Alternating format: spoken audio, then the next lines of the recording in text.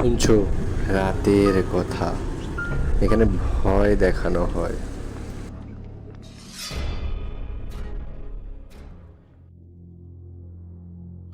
সকলকে স্বাগত জানিয়ে আজ রাতের কথা ১২২-এর ২২ নম্বর এপিসোড শুরু করতে চলেছি। বেশ কয়েকদিন যাবৎ প্রায় ২ মাস আমার কিছু পারিবারিক ঘটনার জন্য আমি আমার এই চ্যানেলে কোনো ঘটনা আপনাদের দিতে পারিনি। সেই জন্য আমি খুবই দুঃখিত। আপনারা আমাকে এই কারণের জন্য ক্ষমা চোখে দেখবেন। তো দেরি না করে একদম ঘটনাতে আসি। আজ যিনি ঘটনাটি পাঠিয়েছেন ওনার নাম আবুল হোসেন, মুম্বাই থেকে।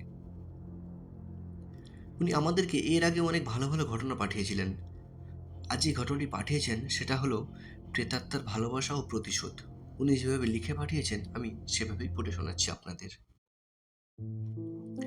দাদা, আজ যে ঘটনাটা তোমাকে লিখছি এটা আমার জীবনের একটা অলৌকিক ও বাস্তব ঘটনা, যেটা এখনও আমার মনকে বারবার সেই মেয়েটার কথা স্মরণ করিয়ে দেয়।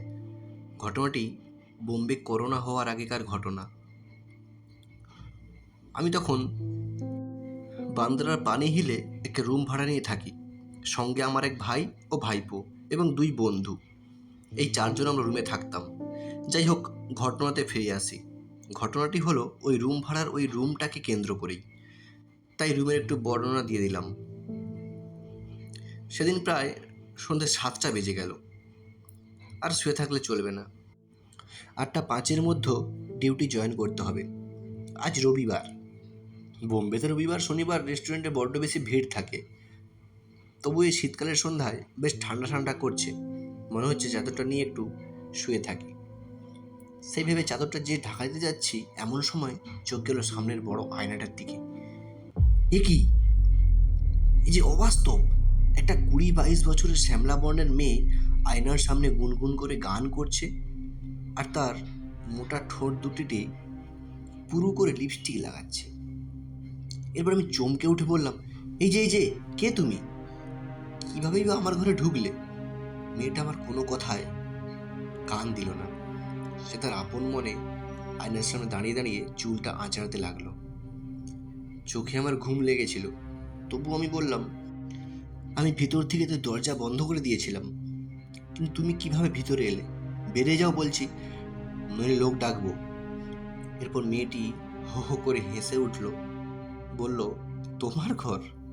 কে বলেছে তোমার ঘর? এটা এটা আমার ঘর, আর তোমরা জোর করে আমার ঘরে আছো, বুঝলে বাঙালি বাবু? এবার আমার ভেতরটা কেমন যেন চমকে উঠল। মেয়েটা বলে কি করে এটা ওর ঘর, আর আমরা তো জোর করে এখানে আছি? আর সব থেকে বড় কথা হলো, মেয়েটা জানলো কি করে যে আমি বাঙালি? এবার আমি সোজা হয়ে উপরে উঠে বসতেই ওর দিকে ভালোভাবে তাকিয়ে দেখি, এ কি, মেয়েটা তো সামনে নেই। আমি মেয়েটাকে আয়নাতে দেখতে পাচ্ছি, তাও আবার পেছন থেকে। আমি বুঝতে পারছি না যে কি করব আমি।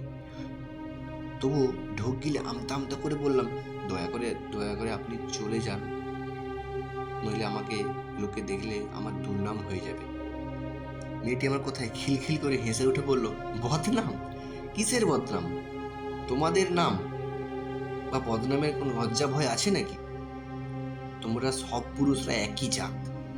আমি এইসব শুনে বুঝে উঠতে পারছি না যে কি করব বা কি বলবো।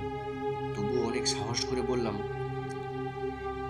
তুমি যে কি বলছো আমি কিছুই বুঝতে পারছি না। এরপর দেখি কোনো শব্দ নেই, দেখি আয়নাটায় কেউ নেই। আমি মনে মনে ভাবতে লাগলাম, তবে কি আমি এখনো ঘুমের মধ্যে আছি? আমি নিজের মাথার চুল টেনে দেখলাম ব্যথা করছে।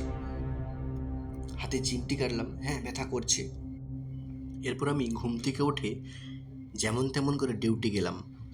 মাথায় একটাই চিন্তা বারবার আসছে, মেয়েটা কে আর কোত্থেকে আসলো, আর সে কেনই বললো তার ঘর? এরপর ডিউটি থেকে এসে নানা রকম চিন্তা করতে করতে মাঝরাতে শুয়ে শুয়ে ওইসব কথা ভাবছি। আর পাশে শুয়ে থাকা বন্ধু সাব্বিরকে বললাম, হ্যাঁ রে, তুই কি কোনো মেয়েকে দেখেছিস আমাদের ঘরে আসতে? ও বলল, মেয়ে? কে মেয়ে? কেনই বা এই ঘরে মেয়ে আসবে? আমি ব্যাপারটা চেপে গেলাম, আর কিছু বললাম না। পরদিন বিকেলবেলায় ঘুমের ভান করে পড়ে রইলাম। আজ মেয়েটাকে দেখতে পাবো কিনা এইসব ভাবতে ভাবতে একটু তন্দ্রা এসেছে। আর এমন সময় নাকের মধ্যে একটি দামি পারফিউমের গন্ধ পাচ্ছি। কি তীব্র গন্ধ, যেন মাথা ধরে যাচ্ছে। ভাবছি মেয়েটা আবার আসলো নাকি। আর ওদিকে বাথরুম থেকে জল পড়ার শব্দ হতে লাগলো। তখন আমি দৌড়ে গিয়ে বাথরুমের সামনে গিয়ে দাঁড়ালাম। আর হ্যাঁ, ভেতরে কেউ আছে। আমি জিজ্ঞাসা করলাম, কেউ আছো নাকি ওখানে? মেয়েটার গলা শোনা গেল। আমি আর সহ্য করতে না পেরে টেবিল থেকে ফল কাটা ছুরিটা ডান হাতে চেপে দরজার সামনে এসে এক লাথি মারলাম। দেখি দরজা খুলে গেছে, ভেতরে কেউ নেই। তবুও নল থেকে টপ টপ করে জলের ফোঁটা পড়ছে। এরপর আমি জোর গলায় বললাম, তুমি যেই হও না কেন আমাকে দেখা দাও। আমি তোমাকে দেখতে চাই, তোমার সব কথা শুনতে চাই।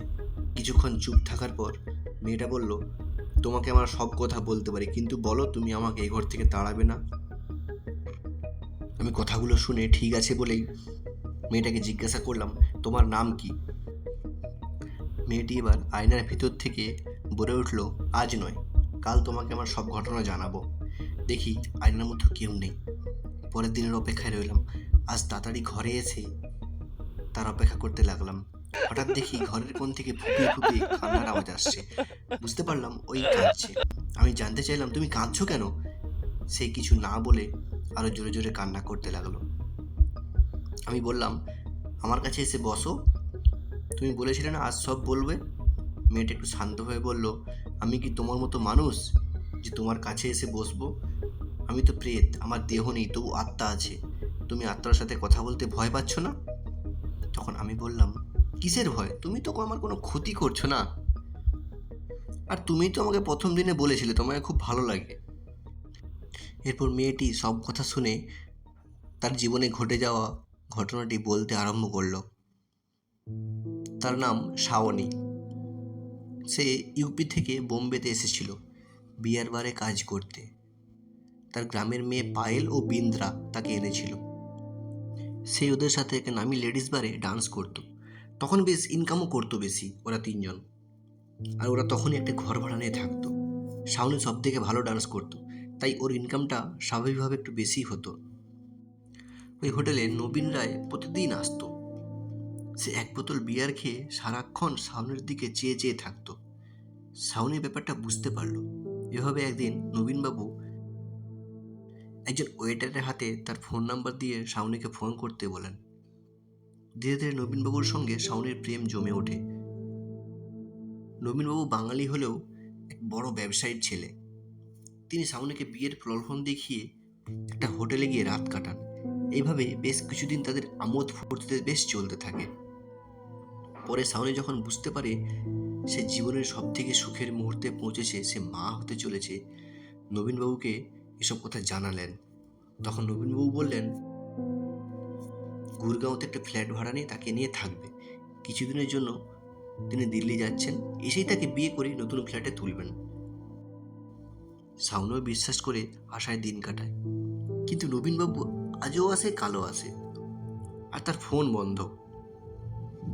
শাওনির বান্ধবীরা এমনিতে তার উপরে হিংসা করত। এখন সুযোগ পেয়ে শাওনিকে ছেড়ে অন্য একটা ঘর ভাড়া নিয়ে চলে যায় তারা দুজন। শাওনি এই অবস্থায় বাড়ি গিয়ে কি করবে বা কি বলবে? লোক তার বাবা মাকে নানান রকম অপমান করবে। এইসব উল্টাপাল্টা চিন্তা ভাবনা মাথায় করতে করতেই ঘরের মধ্যেই ওড়না দিয়ে গলায় ফাঁস লাগিয়ে আত্মহত্যা করে। কিন্তু শাওনি নিজের আত্মহত্যার প্রতিশোধ নিয়েছিল নবীনবাবুর ওপর। সে একদিন রাতের দিকে নবীনবাবুর গাড়ি দেখতে পায়। তখন অন্য মেয়ের রূপ ধারণ করে লিফট চায়। আর যখন রাতের দিকে গাড়ি রোডের ধারে আসে, তখন শাওনি নিজের রূপ ধারণ করে তাকে তাড়া করে নিজের সমুদ্রের পাথরের উপর ফেলে আর তার মাথায় পাথরের আঘাত করে হত্যা করে, যাতে লোক সন্দেহ করে নেশার ঘরে সমুদ্রের পাথর পড়ে তার মৃত্যু হয়েছে। এতটা বলেই সে আবার কাঁদতে আরম্ভ করলো। এরপর আমি তাকে জিজ্ঞাসা করলাম, তারপর কি হয়েছিল বলো? তারপর সে জানায়, আমার লাশ মিউনিসিপ্যালিটি হাসপাতালে ময়নাতদন্তের জন্য পাঠায়, তারপর সেখান থেকে সমুদ্রে ফেলে দেয়। সেই থেকেই আমার আত্মার শান্তি হয়নি। আজও আমি এই ঘরেই বন্দি আছি। এখন দেখছি সব মানুষ এক নয়, তুমি সবার থেকে আলাদা। যদি পারো আমার নামে পিণ্ডদান করো, নইলে পুজো দিয়ে আমার আত্মার শান্তি দাও। তারপর দেখি সন্ধ্যার হালকা আলোয় সে মিশিয়ে গেল। আমি লাইট জ্বালতে দেখতে পাই জানলার পাশে বড় আয়নার লম্বা কালো দাগ হয়ে মিলিয়ে গেল। পরদিন রাতে বিছানায় শুয়ে শুয়ে শুধু শাওনের কথাই চিন্তা করছিলাম। সে কি সত্যি প্রেত? সে তো আমার কোনো ক্ষতি চায় না। ধীরে ধীরে যেন আমি শাওনের প্রতি আসক্ত হয়ে পড়ছি। হঠাৎ সামনেই ফ্যানের ওপরের দিকে চোখ যেতে দেখতে পাই শাওনের মৃতদেহটা ঝুলছে। এ কি? শাওনের 2 হাতের আঙুলে রক্তের দাগ, আর তার হলুদ সালোয়ার কামিজেও ফোঁটা ফোঁটা রক্ত লেগেছে। তবে কি তার গলা থেকে রক্ত বের হয়েছিল? না সে নিজেকে বারবার বাঁচানোর জন্য 2 হাত দিয়ে গলার ফাঁসটাকে আলগা করতে গিয়ে এভাবে মারা গিয়েছিল? আর তার জিভটা বাইরের দিকে কিছুটা বেরিয়ে এসেছিল, তাতে লাল রক্ত জমাট বেঁধেছিল, যেন মনে হচ্ছে কোনো হলুদ সর্ষে খেতে অজানা যুবতী রং দিয়ে খেলায় মেতে উঠেছে। আমি দৃশ্য সহ্য করতে না পেরে জোরে চিৎকার করে উঠি, বাঁচাও বাঁচাও! আর এই মুহূর্তেই দেখতে পাই পাশে কেউ নেই। শুধু কানে ভেসে এলো চিরচির করে কাঁচ ভাঙার শব্দ, আর ঝনঝন করে আয়নাটি মেঝেতে ভেঙে পড়ল। তবু আমি চোখ বুজে দাঁতে দাঁত চেপে শুয়ে রইলাম। বুঝতে পারছি আমার বুকের মধ্যে কেমন যেন একটা ব্যথা হচ্ছে। আমি শূন্যটায় ডুবে গেলাম। তবে কি আমি সত্যি শাওনকে ভালোবেসে ফেলেছি? হোক না প্রেত, ভালোবাসা তো আর একরকম নয়। নিজের ছেলে মেয়ে ভাই বোনকে তো ভালোবাসি। আমার ভালোবাসা বা প্রেম নবীনবাবুর ভালোবাসা নয়। তারপর সে প্রায় রাতের বেলায় আমার সাথে কথা বলতো। আমি একবার তাকে জিজ্ঞেস করেছিলাম, আচ্ছা তুমি তো প্রেত, তুমি কি আমাকে ভালোবাসো? জবাবে শাওনি বলেছিল, আমার দেহ নাই কিন্তু আত্মা আছে। আমি আজও বুঝে উঠতে পারিনি তার কথা। তারপর বিশ্ব মহামারী করোনার ফলে যখন আমরা ঘর ছেড়ে বাড়ি গেলাম এবং ফিরে এসে দেখি ঘরটা অন্য কেউ ভাড়া নিয়েছে। এরপর আমি ইচ্ছে করেই শাওনের নামে আর পুজো বা পিণ্ডদান করিনি, কেননা তাহলে সে মুক্তি পেত। আজও আমার ভালোবাসা বেঁচে রয়েছে।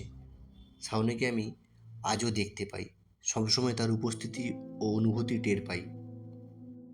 যদি বিশ্বাস করো এর মধ্যে একটুও মিথ্যে নেই। হয়তোবা সে প্রেত বলেই সবসময় আমার সঙ্গেই থাকে। এই বলেই উনি ওনার ঘটনা শেষ করেছেন। সত্যি ঘটনাটি একটি মর্মান্তিক ঘটনা। আপনাদের কেমন লাগছে কমেন্ট করতে ভুলবেন না, আর এপিসোডটিকে লাইক করতে ভুলবেন না, কারণ আপনাদের লাইক খুব জরুরি। আরেকবার মনে করিয়ে দিই, আপনাদের ঘটনা পাঠাতে গেলে কি করতে হবে। আপনাদের ঘটনা পাঠাতে গেলে আপনারা মেল করতে পারেন রাতের কথা 122@gmail.com, নইলে আমাদের ফেসবুক পেজে আপনারা আপনাদের জীবনে ঘটে যাওয়া কোনো ঘটনা লিখে পাঠাতে পারেন। সমস্ত রকম লিঙ্ক রয়েছে ডেসক্রিপশন বক্সে, ওখান থেকে আমাদেরকে খুঁজে পাওয়া খুবই সহজ। তো এই ছিল রাতের কথা 122-এর 22 নম্বর এপিসোডের ঘটনা। আমি আগেও বলেছি, আবার বলছি, কিছু পারিবারিক সমস্যার কারণে আমি আপনাদের এই ঘটনা উপহার দিতে পারিনি। আর এই আবুল বাবু আমাদেরকে আরও অনেক অনেক ঘটনা পাঠিয়েছেন, আমি এক এক করে সব আপলোড করব। আপনারা সাথে থাকবেন, ভালো থাকবেন, ধন্যবাদ।